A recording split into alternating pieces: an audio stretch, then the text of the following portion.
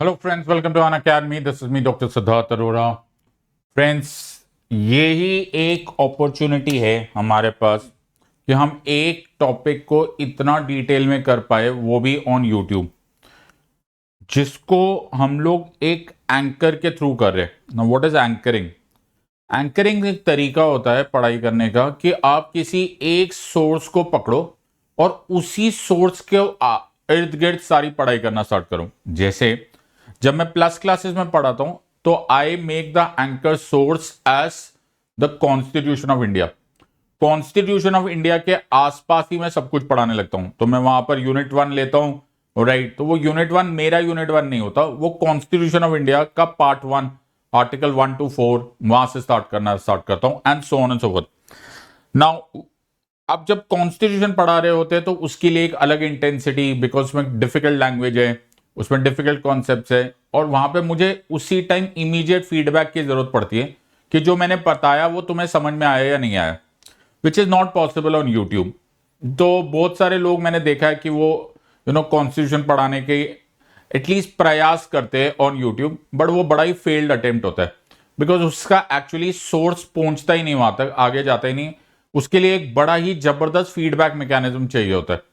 आइदरवेज मैं उस बारे में नहीं बात कर रहा हूं, मैं बात कर रहा हूं यूट्यूब पर इस सीरीज के बारे में। इस सीरीज में मैंने लक्ष्मीकांत के 7 सीरीज एडिशन को अपना सोर्स बनाया है। उसके इर्द गिर्द एंकरिंग करके हम लोग ये पूरा सब्जेक्ट खत्म करेंगे, और इरादा ये है कि ये जैसे जैसे आगे बढ़ता चले जाएगा, तुम्हारा बेसिक्स ऑफ पॉलिटी बड़े ही जबरदस्त हो जाएंगे।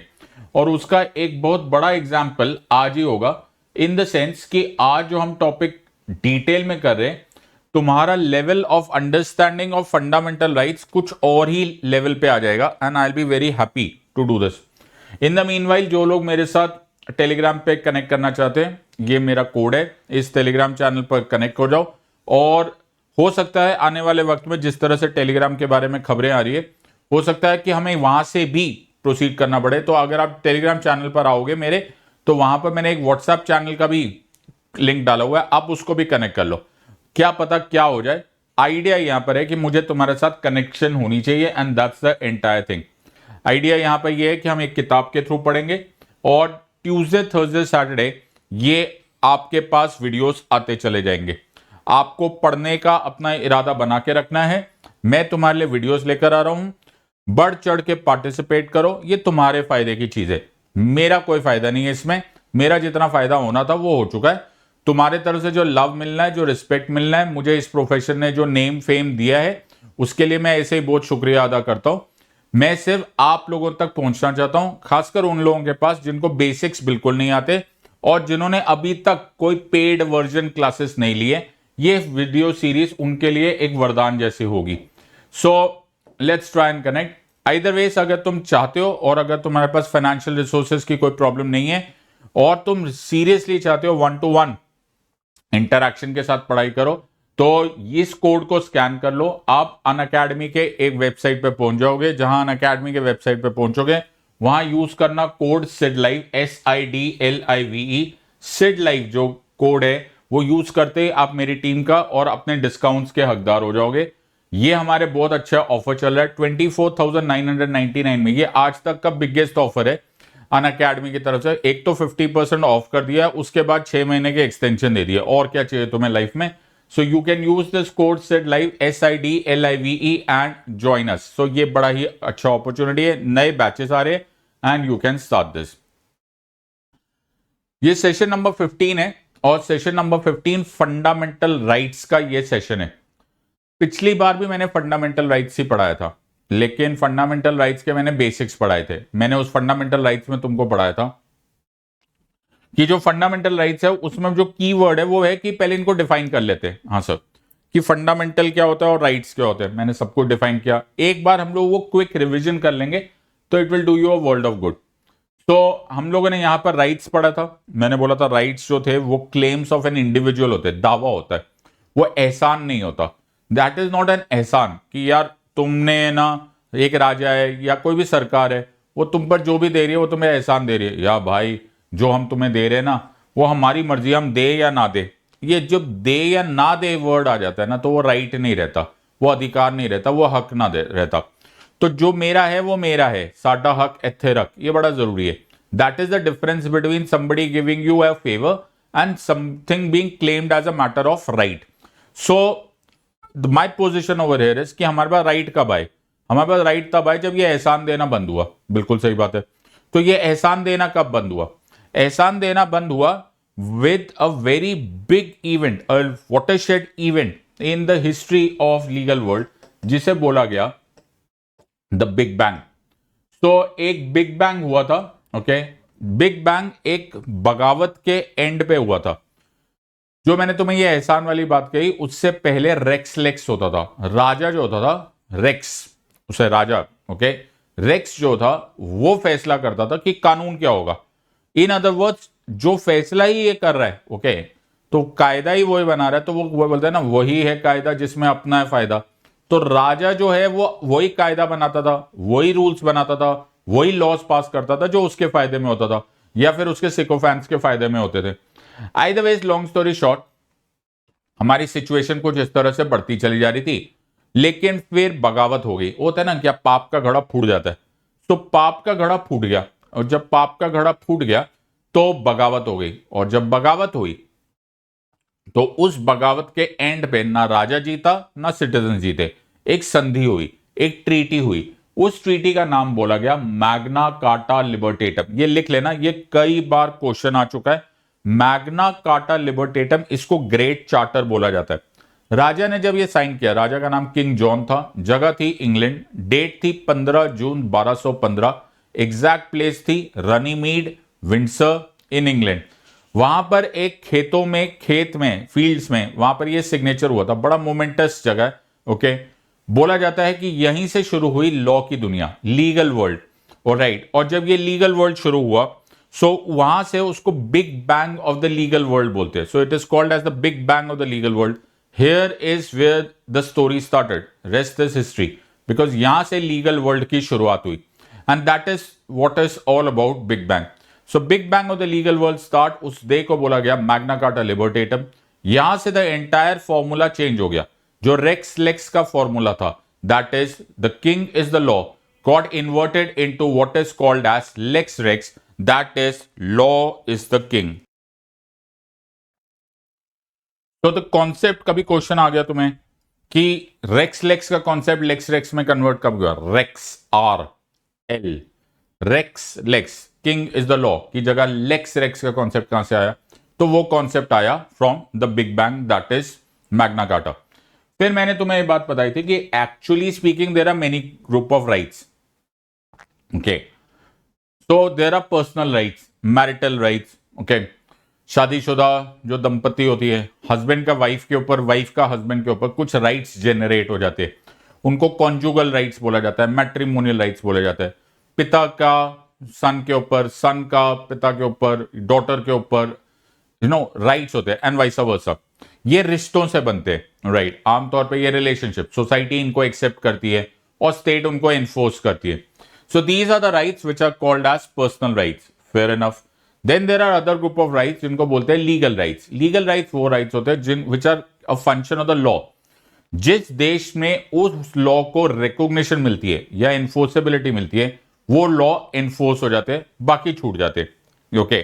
सो अगर आप सऊदी अरेबिया में जाओगे, वहां पर necessarily men are not equal to women, जबकि ये तुम्हारा कॉमन सेंस बोलता है that men should be equal to women. वो इसीलिए कॉमन सेंस तुम्हें बोलने लग गया because you are born in a country जहां पर कॉन्स्टिट्यूशन इस बात को रिकॉग्नाइज करता है that there shall be equality before law and equal protection of laws, men are equal to women. So ये जब, क्योंकि हम लोग खुशकिस्मत है कि we are born in a country where in this law is recognizing these facts, that is the reason we are so proudly saying कि men are equal to women. Ask the same question in Saudi Arabia, you might as well get a separate answer or a different answer altogether. उसी तरह से there is a third group of rights. These rights are also in a way recognized or not recognized because this is also a matter of interpretation. However, the origin of rights, इनको natural rights इसलिए बोलते हैं because you were born with this, or rather the moment you were born, these rights should have accrued to you. Should have because Again, a matter of interpretation. Very common is the discussion about or revolving around abortion. गर्भपात के around. सो गर्भपात करना allowed होना चाहिए कि नहीं allowed होना चाहिए is a question mark around natural right of life. कि बच्चा जब माँ की वूम्ब में है, कोख में है, तो उसमें तो लाइफ तो आ जाती है in a very few week, in first few weeks में ही आ जाती है. सो नाउ उसके बाद क्या उसकी जान ले लेना, उसको अबॉर्ट कर देना, is it against the natural right of life or not? This was a matter around Roe versus Wade case, and that is all surrounding this entire discussion of rights. अगर तुम इस पूरी डिस्कशन को देखोगे तो एक वर्ड मिसिंग मिलेगा कि ये सब राइट्स जरूर है, बट इस पे बार बार the government of the day and the powers that be, उनके फैसले पे बड़ा डिस्कशन हो रही है. Right, we yet to see a group of rights जिनको हम लोग गारंटेड राइट्स बोल सकते हैं, that is which are called as fundamental rights. This was the constitution of USA. When constitution of USA लिखा गया, now this actually takes you to another point. United states का constitution पहला ऐसा constitution था जो लिखा गया था. It was the first written constitution. तो सबसे पहले तो यही बड़ी बात है कि you have a written constitution. Constitution एक ऐसा फंडामेंटल लॉ है, एक ऐसा मूलभूत लॉ है जिस लॉ के बेसिस पर सब कुछ बाकी सब बनेगा. All other laws, all the subsequent laws, all actions etcetera will be, has to be in the spirit of the constitution. Again I am saying it depends from country to country, but मेरी country में once the constitution is frame, तो founding fathers of the constitution ने किया क्या, जो makers of the constitution है उन्होंने किया क्या. उन्होंने 2 साल 11 महीने 18 दिन, हिस्ट्री टेल्स अस, 2 साल 11 महीने 18 दिन, starting from 9 December 1946 till 26 January 1950, they sat the biggest minds of India, the most aware people of India sat, and by a consensus उन्होंने कुछ एक ढांचा क्रिएट किया, जो ढांचा एक्चुअली हमको एग्जैक्टली बताएगा कि हमारे फंडामेंटल रूल्स क्या है. Please understand this. अमेरिका में भी थॉमस जेफरसन, मेडिसन, ओके, ये सब लोगों ने मिलकर क्लियर माइंड से ऑथोरिटेटिवली वहां के फंडामेंटल रूल्स तैयार किए, और बाकी खेल वहां पर जो भी होगा, जो भी लॉ बनेगा, जो भी एक्शन होगा अमेरिका में उनके कॉन्स्टिट्यूशन के अनुसार होगा, मेरे देश में मेरे कॉन्स्टिट्यूशन के अनुसार होगा, जापान में जापान के कॉन्स्टिट्यूशन के अनुसार होगा, इजराइल में इजराइल के कॉन्स्टिट्यूशन के अनुसार होगा, and so on and so fourth.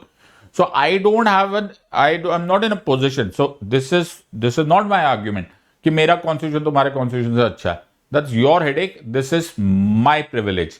ये मेरा प्रिविलेज है.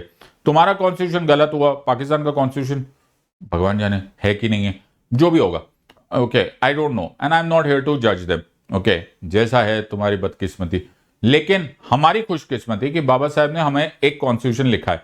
सो मेरे कॉन्स्टिट्यूशन जो फंडामेंटल कॉन्स्टिट्यूशन है, जो fundamental law of the land है, वो कुछ गारंटेड राइट्स देता है. So these are certain guaranteed rights. Fair enough. ये जो गारंटेड राइट्स है, ये जो गारंटेड राइट्स है, इनको नाम दिया गया fundamental rights. So first of all तुम्हें मालूम होना चाहिए कि इनको फंडामेंटल बोलते क्यों है. फंडामेंटल इसलिए बोलते हैं बिकॉज ये guarantee of the fundamental law, constitution guarantee करता है. लेकिन कॉन्स्टिट्यूशन तो सर एक पुस्तक है, बिल्कुल सही बात है. सो कॉन्स्टिट्यूशन तो एक बुक है, राइट. वो कॉन्स्टिट्यूशन कैसे हमारा काम करेगा. So if I open the constitution, so this is the constitution, okay. So अगर मैं कॉन्स्टिट्यूशन खोलूं तो मैं कॉन्स्टिट्यूशन बोलूंगा कि कॉन्स्टिट्यूशन ने मेरे को एक कुछ राइट्स दिए, लेकिन इस राइट्स को एनफोर्स कौन करेगा. Who will enforce these rights. There is somebody who has to enforce these rights. कोई तो ऐसा होगा जो इन राइट्स को लागू करवाएगा, और इन अदर वर्ड्स प्रोटेक्ट करेगा. So there is a possibility कि that the government or state, देखो ये सारे जो rights है, they are claims against the state. ये दावा है स्टेट के खिलाफ. तो मैं एक बार सामने जो स्लाइड है उसको लिख भी लो, क्योंकि कभी कभी डायरेक्ट एमसीक्यूज आ जाते हैं इससे. These are claims against the state. बिल्कुल सही बात है. तो the point यहां पर ये है कि when they are claims against the state, so और अगर कल स्टेट का नियत खराब होगी, स्टेट बोले नहीं यार हम नहीं देते तुम्हें राइट्स, तो स्टेट को बोलेंगे यार राइट्स नहीं मिल रहे या हद होगी. तो मेरे राइट्स है, स्टेट बोले नहीं देते, हम वापस ले रहे हैं तुम्हारे राइट्स, तो मैं कहां जाऊंगा. तो मुझे जाना पड़ेगा सुप्रीम कोर्ट. और सुप्रीम कोर्ट उन राइट्स को एनफोर्स करेगा against the state. Supreme court order pass करेंगे और स्टेट को बोलेंगे कि तुम्हारी हिम्मत कैसे हुई, सिद्धार्थ के राइट्स ले लिए। ये एनफोर्सेबिलिटी को बोला जाता है justiciable. So they are enforceable, word मैंने क्या बोला, they are enforceable directly by the courts of law. ये लाइन याद रखना, यही क्वेश्चन आता है डायरेक्टली। मुझे कोई माध्यम नहीं चाहिए, मैं डायरेक्टली ये कर सकता हूं by the courts of law. मेरी बात समझ आई? So they are justiciable, they are directly enforceable by the courts of law. This is called as justiciable. So fundamental rights are justiciable in nature. इतने बार क्वेश्चन पूछ लिया, I think add नॉजियम ये हो गया। सो एंड फाइनली कि ये होते क्यों हैं सर? ये इसलिए होते हैं because they are basic to human existence. Now this brings us to fundamental rights of India. तो just a small detour in the sense कि हमें एक और बार कॉन्स्टिट्यूशन ऑफ यूएसए देख लेना चाहिए। जब कॉन्स्टिट्यूशन ऑफ यूएसए लिखा गया था, ओके, तो कॉन्स्टिट्यूशन ऑफ यूएसए में originally there were no rights. In other words, उन्होंने कॉन्स्टिट्यूशन लिख लिया। थॉमस जेफरसन ने constitution, obviously the founding fathers, लेकिन Thomas Jefferson wasn't happy about it. Thomas Jefferson से जब पूछा गया why you not happy about it, Thomas Jefferson used a very beautiful word, very emphatically he said कि the constitution बड़ा अच्छा है, it is a very nice piece of document, but it is flawed in the sense that it is telling the government what it can do, but it is not telling us what the government cannot do. What a beautiful line. So now here's the thing, it is telling the government what it can do, power तो दे रहा है, but it is not telling us what the government cannot do. Limit क्या है of the government ये नहीं बता रहा. So the situation is kind of dicey. In other words, हमारा कोई जो citizen है उसका कोई दावा नहीं है. In other words, the government limited नहीं है. You will do yourself a world of good if you go back and look at, if I'm not wrong, 2023 में क्वेश्चन आया हुआ है यूपीएससी प्रीलिम्स में कि what is the real function of the constitution. Have a look. So what is the real function of the government, or what is the most appropriate definition or requirement of a constitution? Go ahead and have a look at that. So if you go there, the word over here is it limits the government. The answer to that is it limits the government. Now, why do you say limit the government? You know, you'll do well if you hear Thomas Jefferson yet again. So Thomas Jefferson comes again. He says, it tells the government what it can do. It does not tell the government, it does not tell us what the government cannot do. In other words, it does not limit the government. So in a way, जब आप rights देते हो तो आप limit करते हो government को, सीमित करते हो, आप स्टेट को सीमित कर देते हो. सो वंस आप इस सिचुएशन में आपको ये समझ में आने लग गया तो आपको समझ में आ जाएगा कि राइट्स का कितना इंपॉर्टेंट है. अदरवाइज गवर्नमेंट हो जाएगी अनलिमिटेड, घर में पहुंच जाएगी तुम्हारे, तुमको ये चेक करने लग जाएगी कि तुम सुबह 4 बजे उठे कि नहीं उठे. सर ऐसे थोड़ा ना, ये तो हमारा मामला है, ये तुम्हारा मामला है, ये कौन बताएगा? ये तुम्हारा राइट्स बताएंगे कि ये तुम्हारा मामला है. सो Those amongst you जो पॉलिटिकल साइंस पढ़ते हैं, this is a good time to revisit. आप एनसीईआरटी से भी पढ़ सकते हो. There is a very important theory called as harms theory by Mill. एक बार जाके पढ़ लेना, यू विल अंडरस्टैंड ये मेरा मामला है कि तुम्हारा मामला है. So it is self regarding और it is others regarding action. इसको पॉलिटिकल साइंस वाले पढ़ लेना, बाकी लोगों को ये सब पढ़ने की जरूरत नहीं है. आइदर वेज फंडामेंटल राइट्स होंगे, it is enforceable against the state. Now, what is the purpose of me discussing this? Purpose me discussing of this is कि जब फंडामेंटल राइट्स यूएसए में आए तो वो ओरिजिनल कॉन्स्टिट्यूशन में आए ही नहीं थे, वो बाद में आए थे जब पहली 10 अमेंडमेंट्स आई थी. जब थॉमस जेफरसन थोड़े नाराज हो गए तो उसके बाद जेम्स मैडिसन ने एक बिल ऑफ राइट्स बनाया. द फर्स्ट 10 अमेंडमेंट्स, पहले 10 संशोधन of the constitution of USA, उनको नाम दिया गया fundamental rights of USA. India was a lucky one. Baba Saheb ने जब हमारा कॉन्स्टिट्यूशन लिखा तो बाबा साहेब ने पार्ट 3 ऑफ द कॉन्स्टिट्यूशन में हमारे फंडामेंटल राइट्स लिख दिए. पहले दिन 26 जनवरी 1950 के शाम को हमारे पास कॉन्स्टिट्यूशन में, इनफैक्ट सुबह ही शायद होगा, okay, on that very day, commencement of the constitution, हमारे पास फंडामेंटल राइट्स आ गए थे in part 3 of the constitution. अब तुम्हें तुम्हारी नोटबुक खोलने का टाइम आ गया। Okay, part 3 of the constitution. So part 3 of the constitution, हमारे कॉन्स्टिट्यूशन को भाग में डिवाइड किया गया। जैसे पार्ट 1 जो है वो यूनियन एंड इट्स टेरिटरी से डील कर रहा है, जो मैं तुम्हारे लिए कर चुका हूं। पार्ट 2 जो है वो सिटीजनशिप से डील कर रहा है, जो मैं तुम्हारे साथ कर चुका हूं। अब तुम्हें नोटिस हुआ, मैं तुम्हें एक एंकरिंग इफेक्ट की तरह लेकर जा रहा हूं। और पार्ट 3 जो है वो फंडामेंटल राइट्स, मौलिक अधिकारों से डील कर रहा है। तो जो मौलिक अधिकार है, जो पार्ट 3 ऑफ द कॉन्स्टिट्यूशन, उसमें आर्टिकल 12 से लेकर आर्टिकल 35 तक जो कौन अनुच्छेद है, ये सारे के सारे फंडामेंटल राइट से डील करे। मेनी अ टाइम्स ये क्वेश्चंस अब आने लग गए। If you go back in time, say about 3-4 years, right, such questions were improbable, if not impossible. Now it is no longer the case. UPSC has started asking these kinds of questions, and it will do you a world of good if you start doing this, start adapting to this. If you have a look at this year's examination paper 2024, then आपको realize होगा UPSC parts of the constitution पे question पूछने लगे। In other words, they are aligning to my way of teaching. Is that too much to ask? No, I don't know. मैं ऐसे ही पढ़ाता था, and I'm very happy that UPSC is asking questions the way they should ask. In the sense कि Constitution is the primary source. अब इसका बिल्कुल मतलब ये नहीं है कि तुम जाके कल Constitution का बेयर एक्ट लेकर उसको याद करना स्टार्ट कर दो, बिकॉज वो याद करने की चीज ही नहीं है, वो समझने की चीज है। It takes time which is not available to you by a stretch, because it will take years if not decades to make that interconnection or the sense of that beautiful document called as the Constitution.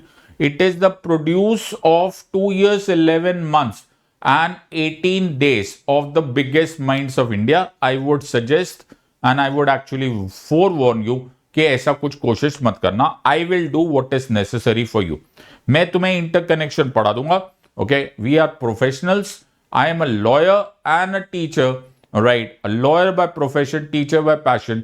I will tell you कैसे इसको interconnect करना है। So part 3 of the constitution में article 12 से 35 है। This is the one which deals with fundamental rights. और fundamental rights को हम क्लासिफाई करेंगे। You will notice that I have not started my classification from 12 and 13. मैंने 12 और 13 को इग्नोर किया है for a particular good reason, because 12 and 13 rights नहीं देते हैं। Article 12 and Article 13 does not give you any rights, does not grant any rights. 12 defines the word state. 13 is actually describing doctrine of judicial review.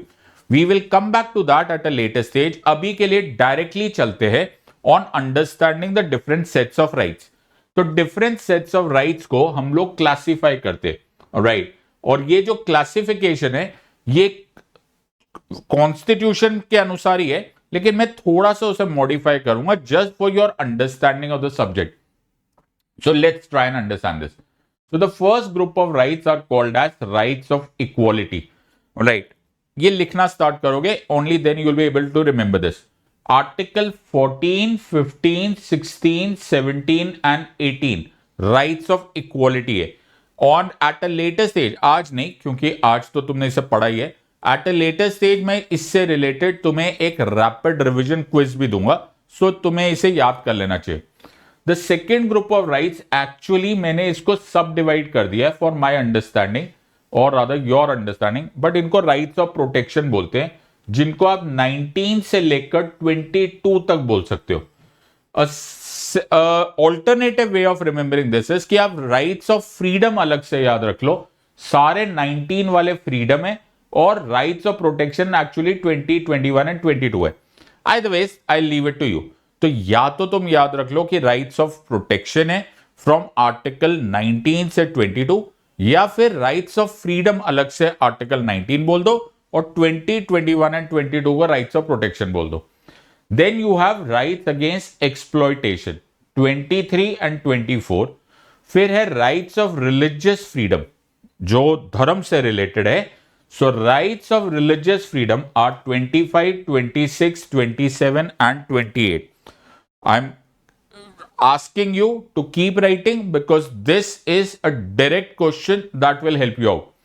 Cultural and educational rights को 29 and 30 में डाला गया है, और एक राइट हुआ करता था, there is a story behind this, will get to that. That is called as compulsory acquisition of property, जो आर्टिकल 31 है. राइट टू कॉन्स्टिट्यूशनल रेमेडीज, जिसे heart and soul of the constitution बोला गया, या फिर the backbone of part 3 of the constitution बोला गया, वो आर्टिकल 32 है. अब मैंने इसको नाम दे दिया एक्सेप्शंस. ऐसे एक्सेप्शंस होना नहीं चाहिए, but exceptions in the sense the others and others होते हैं ना, एटसेट्रा. हाँ सर, क्योंकि उसके कुछ और रीजंस है. वो 33, 34 एंड 35 है. Okay, worry not, we will ensure कि तुम्हें ये सारे के सारे एक्सप्लेनेशन भी आ जाए. फॉर फर्स्ट टाइम इंश्योर कि तुम पहले इसको मेमोराइज कर लो, because that is where the entire sequence lies. कभी कभी हम मेहनत बहुत सारी अलग अलग भांति भांति प्रकार के करते, but we completely lose track कि कभी कभी सीधा सीधा फैक्चुअल क्वेश्चंस आ जाते. So try and do this, everyone will revise. So हमारे पास है पार्ट 3 ऑफ द कॉन्स्टिट्यूशन, जिसमें है आर्टिकल 12 टू आर्टिकल 35. 12 और 13 को अभी के लिए we are not studying, because 12 and 13 are actually not giving you और granting you any rights as of now. Okay, 12 deals with definition of the word state. 13 deals with definition of, or rather the explanation of doctrine of judicial review. Then you have rights of equality, which is 14, 15, 16, 17 and 18. Where you have rights of freedom, which is 19. You can take a different tariqa also. You can say rights of protection is the one which deals from 19 to 22, or you can say rights of freedom is article 19, while rights of protection are 20, 21 and 22. Well, this is my position. You want to change your position, and you might as well want to say rights of protection from 19 to 22. Be my guest. I'm all well with that. Then you have rights against exploitation, that is 23 to 24. Rights of religious freedom 25, 26, 27 and 28. Cultural and educational rights 29 and 30. Compulsory acquisition of property 31. Right to constitutional remedies 32. And for some funny reason which I will come to at a later stage, उसको बोला जाता है exceptions, that is 33, 34 and 35. Don't take me wrong कि वो rights नहीं है, ऐसा मैंने कुछ भी नहीं बोला. मैंने सिर्फ इतनी बात बोली है कि they are different sets of rights. So they have to be dealt by in a separate way. So they are 33, 34 and 35. I hope यहां तक तुम्हें सारी क्लैरिटी आ चुकी है. Let's get down to business and let's start dealing with each of these rights in detail. तो मैं तुम्हें सारे के सारे राइट्स डिटेल में पढ़ाना चाह रहा हूं. दैट इज माई इरादा. मैंने तभी तुम्हें बोला था कि ये यूट्यूब की जो सीरीज होगी, ये सीरीज सिर्फ फॉर्मल सीरीज नहीं है, औपचारिकता नहीं है. मैं इस सीरीज में रियल सब्सटेंस देना चाहता हूं, और जो लोग बिल्कुल भी नहीं पढ़े हैं, जिनको कुछ भी नहीं आता है, वो बहुत आगे के लेवल पे आ जाएंगे if you just pay attention to what I am teaching. तो तुम नोटिस ही करो, मैं कोई भागदौड़ में नहीं हूं. Okay, I really want to give it back in the sense कि मैं तुम लोगों को सीरियस मामले में उस लेवल तक लाना चाहता हूं जिसके आगे तुम एडवांस पॉलिटी पढ़ सकते हो. एज ऑफ टुडे ज्यादातर लोगों की ये सिचुएशन नहीं होती है. Let's try and understand article 14. अगर तुम यहां पर देखोगे तो आर्टिकल 14 टू 18 वाले ग्रुप में आ रहा है, यानी कि राइट्स टू इक्वालिटी के कॉन्सेप्ट में आ रहा है. लेकिन ये जब इक्वालिटी का कॉन्सेप्ट आप बोल रहे हो, तो इक्वालिटी का कॉन्सेप्ट अलग अलग तरीके का कॉन्सेप्ट हो सकता है. Obviously I hope you realise कि ये लॉ की निगाह में भी हो सकता है. ये कॉन्सेप्ट ऑफ सोशल इक्वालिटी भी हो सकता है. मैं यहां पर आर्टिकल 14 की जब बात कर रहा हूं, तो मैं केवल लॉ, कानून की बात कर रहा हूं. तो आर्टिकल 14 को आप एग्जैक्टली लॉ के नजरिए से देख सकते हो. सो it is equality dealing with law, legal equality की बात हो रही है आर्टिकल 14 में. मैंने तुम्हें बोला आगे आने वाले टाइम में आपको सोशल इक्वालिटी वाले भी आर्टिकल्स मिलेंगे. We will get to those, but for the time being let's concentrate on article 14. So have a look at first article 14 and article 14 बोलता है, इसमें दो कॉन्सेप्ट आते। Now if you pay close attention to equality before law तो आपको दो concepts मिलेंगे। So let's read article 14, okay, straight from the big source, alright, the great constitution. तो अगर मैं आर्टिकल 14 बोलूं तो कहां चला गया आर्टिकल 14, आर्टिकल 14, आर्टिकल 14, हाँ, alright. So you might as well do yourself a favor by opening the constitution. So article 14 says right to equality के ग्रुप में article 14 says equality before law. The state shall not deny to any person equality before the law or equal protection of laws within the territory of India. So article 14 अगर मैं constitution से पढ़ूं तो it says the state shall not deny to any person equality before the law or equal protection of laws within the territory of India. This is Article 14. Now, there are a couple of things that you have to understand. The first word is कि ये person को involved है. In other words, it is being granted or it has been recognized कि equality before law person है, यानी कि citizen as well as non-citizen को ये available है. दूसरी बात यहां पर दो वर्ड्स आए हैं. The one word is, or the first phrase rather, is equality before law and the second word is equal protection of laws. So पहले देख लेते equality before the law. So there are two phrases, there are two parts, there are two distinct portions of equality as mentioned in the article 14. So you have to understand each of them. Let's look at equality before the law right now. सबसे पहले याद रखना, it is an origin from English common law. ये भी बहुत सारे लोगों को आइडिया नहीं होता. Let me explain this to you. So क्या हुआ जब लॉ बन रहा था, so you now notice, Magna carta और ये सब लॉज ही तो बन रहे थे। और उससे ना प्लीज अंडरस्टैंड, मैं फिर ये बोल रहा हूं कि जब मैं मैग्ना कार्टा लिबर्टेटम की बात करता हूं, तो जब मैं मैग्ना कार्टा लिबर्टेटम की बात करता हूं तो मैं मैग्ना कार्टा लिबर्टेटम जब बोलता हूं big bang of the legal world है, तो वो शायद मॉडर्न लॉ की बात हो रही है। सी हम मजबूर हैं, हम कर क्या सकते हैं। एक्चुअली हुआ यह है कि over the period of time धीरे धीरे वेस्टर्न पॉलिटिकल थॉट हम पर भारी होता गया, हम पर हावी होता गया। Okay, so we kind of हमने अपना जो कॉम्पस बना दिया है, हमने उसको वेस्ट के अनुसार कर दिया है। उसका शायद वन ऑफ द रीजंस ये भी था क्योंकि ब्रिटिशर्स ने हमको कॉलोनाइज किया था। तो इफ यू रीड, अगर आप ज्यादातर वेस्टर्न पॉलिटिकल थॉट में पढ़ोगे ना, तो आपको वेस्टर्न पॉलिटिकल थॉट में कई बार आपको यह सुनने में मिलेगा, ओके यार पहली बार रियल पॉलिटिक या फिर द स्ट्रॉन्ग प्रैक्टिकल पॉलिटिक्स वो मैकियावेली ने दिया। अरे चाणक्य को भूल गए तुम? ओके, कौटिल्य को भूल गए? द ग्रेट कौटिल्य, गुरुदेव ने जो रियल पॉलिटिक पढ़ाया उसके आगे Machiavelli would be out of the ground in no time. लेकिन वेस्टर्न पॉलिटिकल थॉट को आप अगर पढ़ोगे तो वो इंडियन पॉलिटिकल थॉट को बहुत ज्यादा अहमियत नहीं देता। और उसका रीजन है the lack of understanding of the west towards Indian political thought. हम जब पॉलिटिकल थॉट कर रहे थे तो वो एक बड़ा कंबाइंड स्ट्रक्चर पढ़ रहे थे, उसमें एथिक्स भी आते थे, उसमें धर्म भी आता था, उसमें इकोनॉमिक्स भी इंक्लूडेड था, उसमें लॉ भी इंक्लूडेड था, उसमें शासन गवर्नेंस भी इंक्लूडेड था एंड एवरीथिंग। जबकि वेस्टर्न पॉलिटिकल थॉट अलग अलग डिवाइडेड हुआ था। ओके, लॉ अलग, सोसाइटी अलग, फिलोसफी अलग and so on and so forth. So they will never be able to understand this. तो वेस्ट को इंडिया को समझने में और 50,000 साल लगने वाले। लेकिन हुआ क्या, बदकिस्मती से बीच में इंग्लैंड का कॉलोनियलाइजेशन आ गया और फिर उन्होंने हमारे एजुकेशन सिस्टम को तोड़ मरोड़ के हमारा दिमाग खराब करवा दिया। और हमको ऐसा लगा कि जो कुछ भी हो रहा है वो इंग्लैंड से स्टार्ट हुआ, जबकि ऐसा कहीं से सच नहीं था। In other words, coming back to law, तो मैंने तुम्हें आज की क्लास में बोला, कल की क्लास में बोला कि the big bang of the legal world, जो लॉ की दुनिया है, जो राइट्स की दुनिया है, वो मैग्ना कार्टा लिबर्टेटम से है। लेकिन मैग्ना कार्टा लिबर्टेटम तो 1215 में आई, जो कि आज से 1000 साल पहले आई। महाभारत कब थी? हजारों साल पहले। सो व्हाट हैपेंड कि क्या तब लॉ नहीं थे? 100% लॉ थे। तो हमारे पास वैदिक लॉज नहीं थे? 100% लॉज थे। सो जो वैदिक लॉज थे, वो जो लॉज थे, उन लॉज का हम बोलेंगे the Hindu school of thought या फिर द वैदिक स्कूल ऑफ थॉट।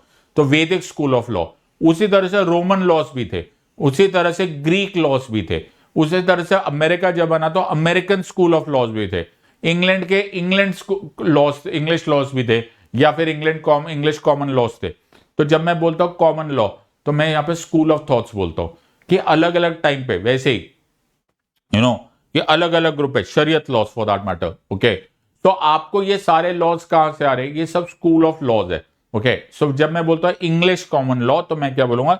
वो स्कूल ऑफ लॉ जो कि इंग्लैंड से ओरिजिनेट या फिर इंग्लिश थॉट से इमर्ज हुआ। तो इक्वालिटी बिफोर द लॉ का कॉन्सेप्ट इंग्लिश कॉमन लॉ का कॉन्सेप्ट है।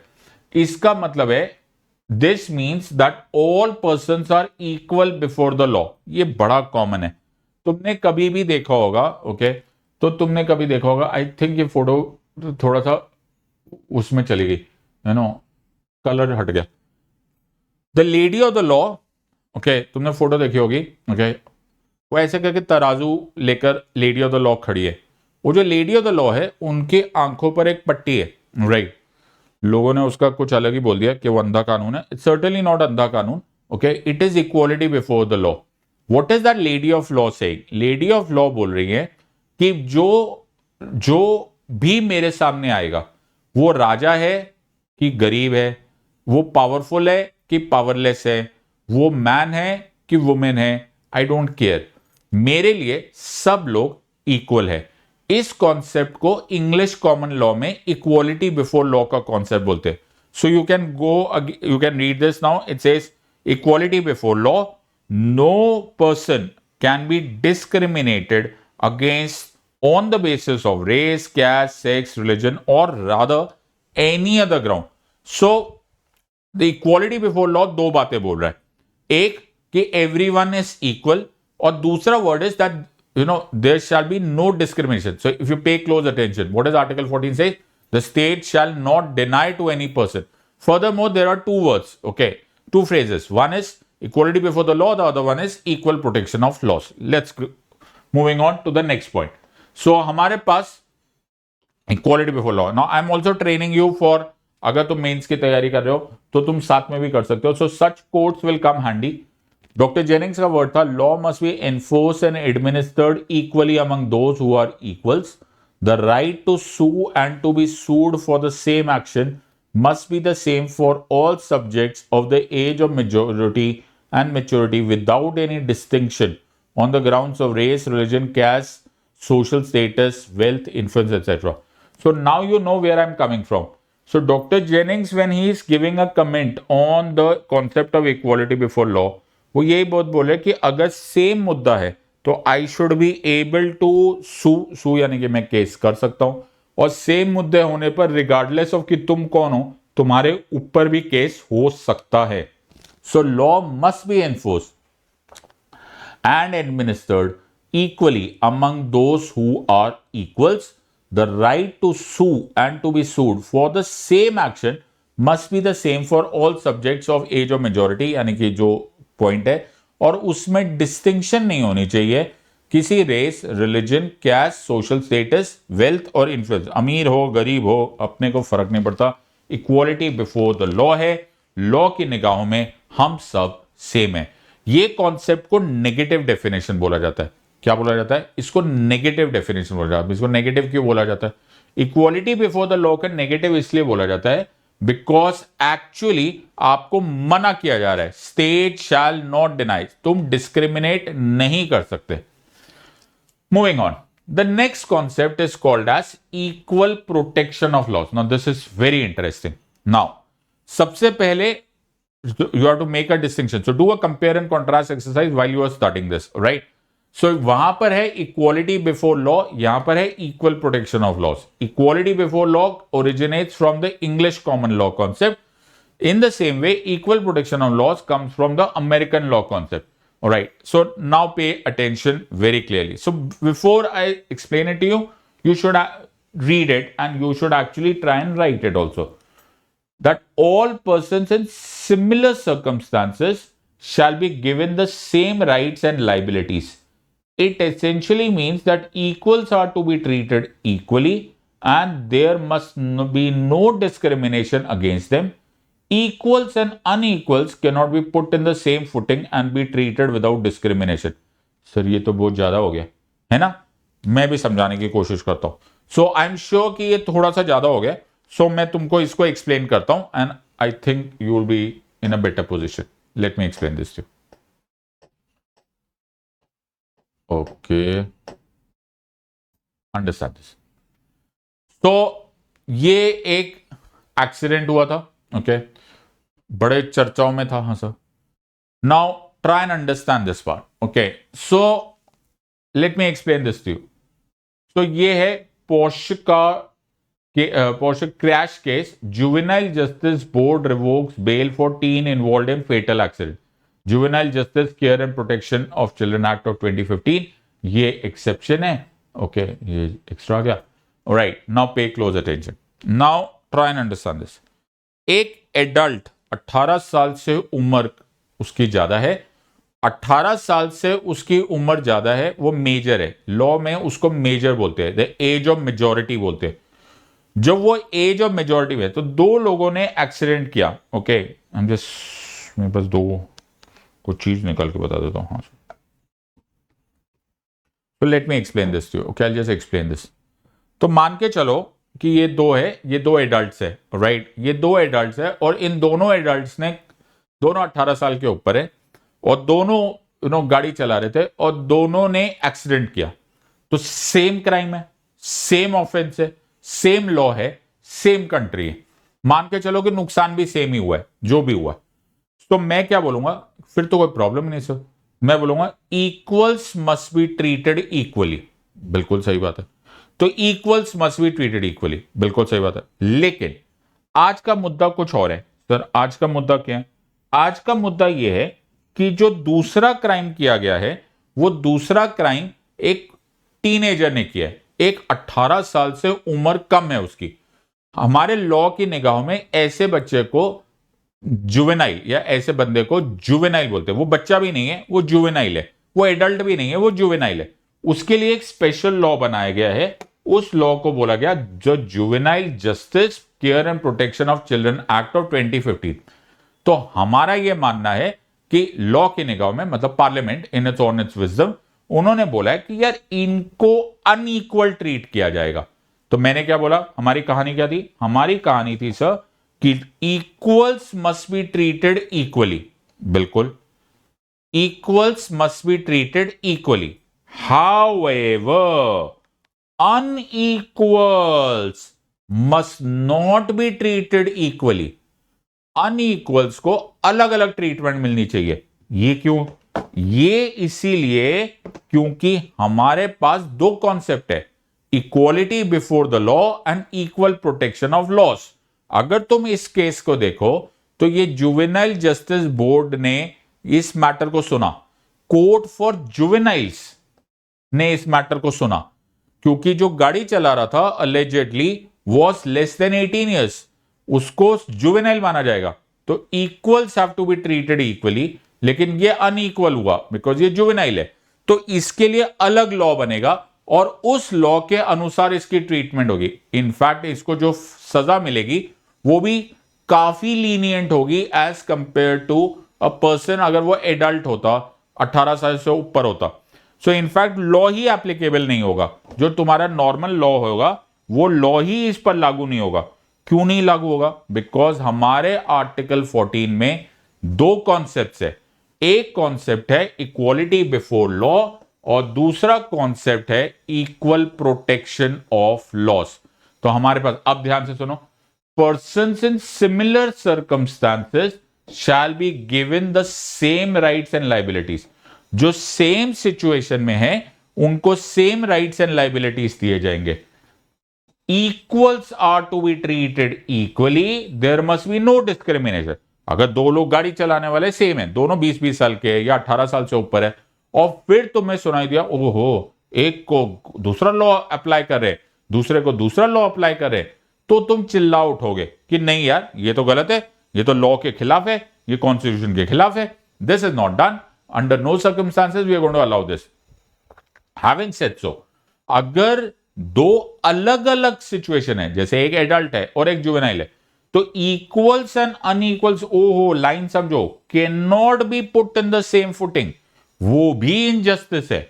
जिस तरह से दो जो इक्वल्स है अगर उनके लिए अलग अलग लॉ अप्लाई हुआ, उसमें तुम चिल्ला के बोलोगे ना कि ये तो अन्याय है, उसी तरह से अगर दो अनइक्वल सिचुएशन है और उनको सेम लॉ लगा दिया या सेम सजा मिल रही है या same set of access to justice हो गया, तुम उसको भी इनजस्टिस बोलोगे।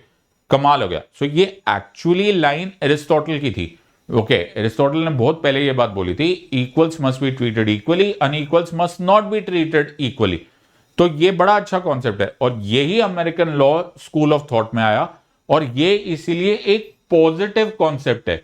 This is a positive concept. Positive concept मतलब इसको नेगेटिव पॉजिटिव ऐसे मत ले लेना कि ये में ना अच्छी बात है और बुरी बात है। नो, पॉजिटिव मतलब बोला जा रहा है कि आप डू करो, do something, right, do something, make reasonable classification. Reasonable classification करना जरूरी है, बिकॉज अगर आपने वर्गीकरण नहीं किया तो आप फिर से अन्याय कर बैठोगे।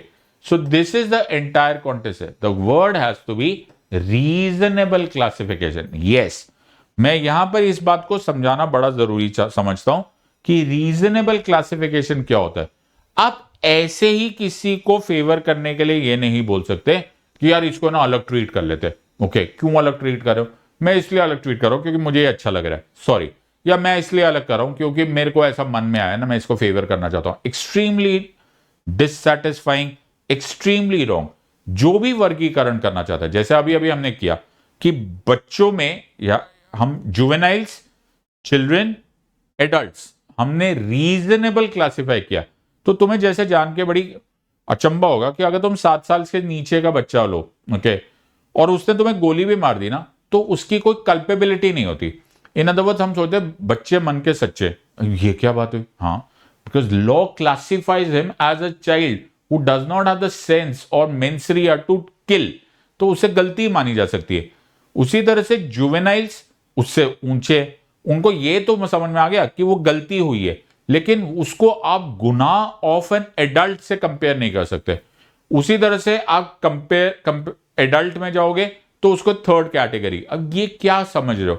इसमें पीछे एक अंडरस्टैंडिंग जा रही है, there is a thought process behind this कि यार एक छोटा बच्चा है, उसको क्या समझ में आएगा? एक जुवेनाइल है, यार ये अभी कच्चा है, यार अभी इसको समझ में नहीं आ रहा है, उतने लेवल तक नहीं समझ में आ रहा। अन एडल्ट, ओहो तूने तो सब सोच समझ के किया होगा, you should have been more careful and so on and so forth. So these are the treat classification. ये कैसे किया गया? ये रीजनेबली किया गया। रीजन, इसके पीछे एक रीजन था, इसके पीछे एक अंडरस्टैंडिंग थी। इसको बोला जाता है इंटेलिजिबल डिफरेंशिया। इसको बोला जाता है intelligible differentia. So this is N intelligible differentia. ये बहुत अच्छा वर्ड है। अगर तुम इसको एग्जाम में लिखोगे, द एग्जामिनर और the answer checker will really feel impress. So आप रैशनल, आप जायज क्लासिफिकेशन करते हो, वर्गीकरण करते हो, only then will it work.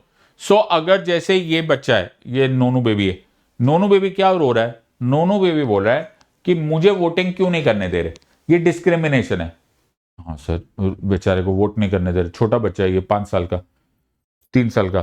तो हम ये बात बोलेंगे कि नहीं बेटवी, अभी तू नहीं कर सकता, बिकॉज उसके लिए वर्गीकरण हुआ पड़ा है, हमने वर्गीकरण किया हुआ है। सॉरी, पार्लियामेंट ने अपने विजडम में यह बात बोली हुई है कि जो बच्चा जो भी सिटीजन 18 साल से ऊपर होंगे, केवल वो एक ऐसा ग्रुप बनाते जिनसे हम उम्मीद कर सकते हैं कि वो सोच समझ के, एक्सपेक्टेड ये है कि उनके पास इतनी विजडम है, उतनी मैच्योरिटी है कि वो सरकार चुन सकते हैं। अदरवाइज तुम कुछ भी उल्टा सीधा कर लोगे और उनको हम अलाउ नहीं करते। तो ये एक रीजनेबल क्लासिफिकेशन है, रैशनल डिस्टिंक्शन है on the basis of age. Rational है ना, ये सोच समझ के किया गया ना, जायज है। सो उस बेसिस पर यह किया गया, तो उसका एक लेजिटिमेट पर्पस है, तब ही जाके हम उसकी रीजनेबल क्लासिफिकेशन कर पाएंगे। So this is how you say reasonable classification. उसी तरह से the scheduled caste and scheduled tribes prevention of atrocities act of 1989, okay, मैंने ये एक लॉ पहले ही बताया था। ओके, अब एक और लॉ। अब schedule caste and schedule tribes prevention of atrocities act of 1989 क्यों किया गया? क्योंकि पार्लियामेंट ने अपने विजडम में ये सोचा कि जो schedule caste and schedule tribes है उनके साथ बहुत सारे ऐसे अत्याचार होते हैं जिनको कि आराम से नॉर्मल साधारण लॉ से डील नहीं किया जाएगा, तो उनको जस्टिस प्रोवाइड करने के लिए स्ट्रिंजेंट लॉ होना चाहिए, स्पेशल कोर्ट्स होने चाहिए। तो क्या वो बनाए जा सकते हैं? 100% बनाए जा सकते हैं, because equals are to be treated equally, unequals are not to be treated equally. In fact उनको स्पेशल ट्रीटमेंट दिया जाना चाहिए जैसे जुवेनाइल्स को दे रहे।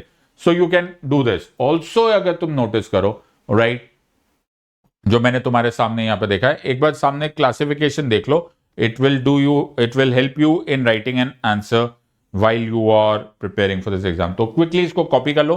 Equality before law is a negative concept, equal protection of laws एक पॉजिटिव कॉन्सेप्ट है। इक्वालिटी बिफोर लॉ एक इंडिविजुअल को अवेलेबल होती है। मैंने तुम्हें बोला था ना कि सामने कौन खड़ा है उसके ऊपर डिफरेंशिएट करता है। ऑलराइट, एज अपोज टू कि equal protection of laws focuses on a group, that is very important.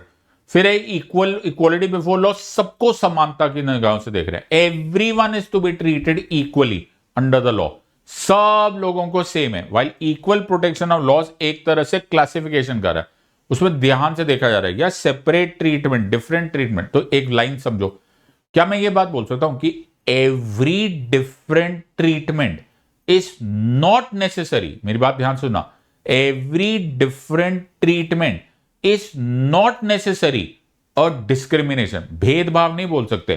कभी कभी डिफरेंट ट्रीटमेंट न्याय संगति होता है, कभी कभी डिफरेंट ट्रीटमेंट करना एक्चुअली जरूरी होता है under the concept of equal protection of laws.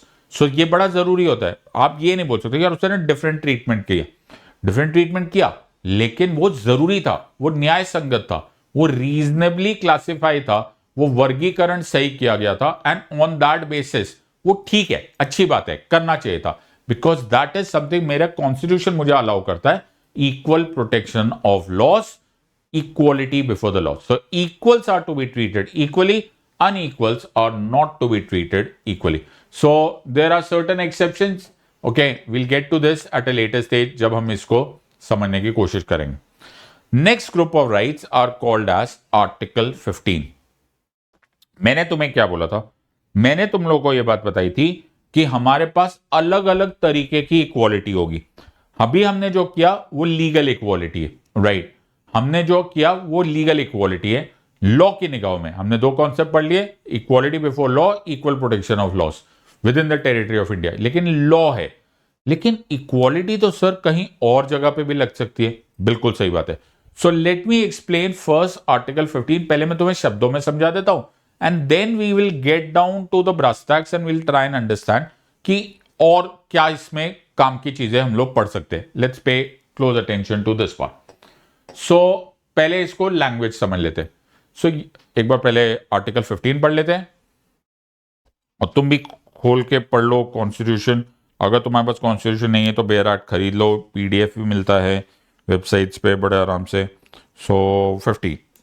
So article 15 says prohibition of discrimination on the grounds of religion, race, caste, sex or place of birth. The state shall not discriminate against any citizen on the grounds only of religion, race, caste, sex, place of birth or any of them.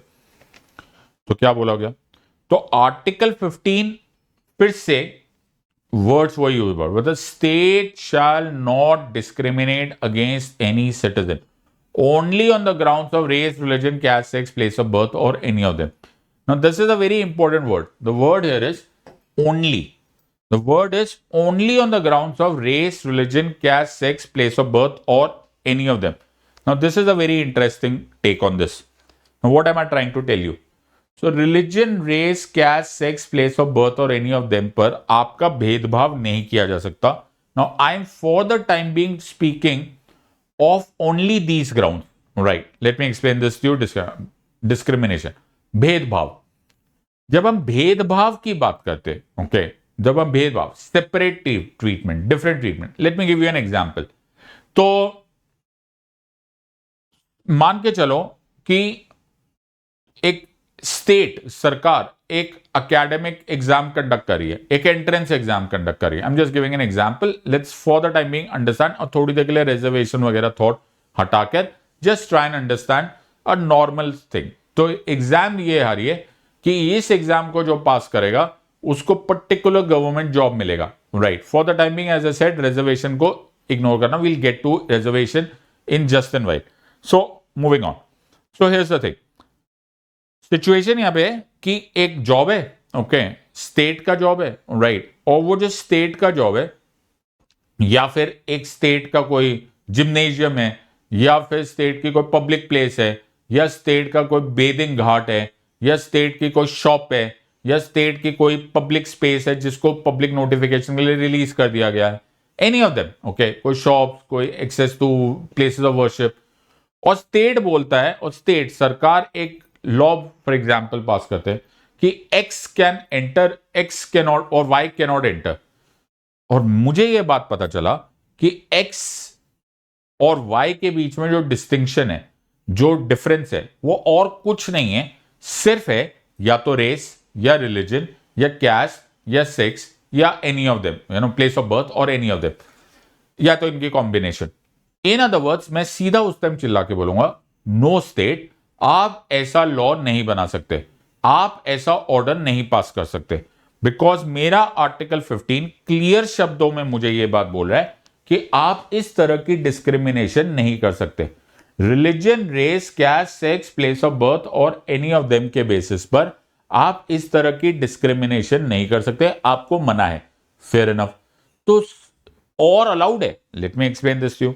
So going back to the same example, मान के चलो कि इस जगह पर enter करने के लिए कोई एंट्रेंस एग्जाम है, या इस जॉब के लिए या इस पोजीशन के लिए एंट्रेंस एग्जाम है, और जो एक्स है वो भाई पढ़ाई करता है, बड़ी पढ़ाई करता है यार, 24 घंटे बंदे ने पढ़ाई करी, very good.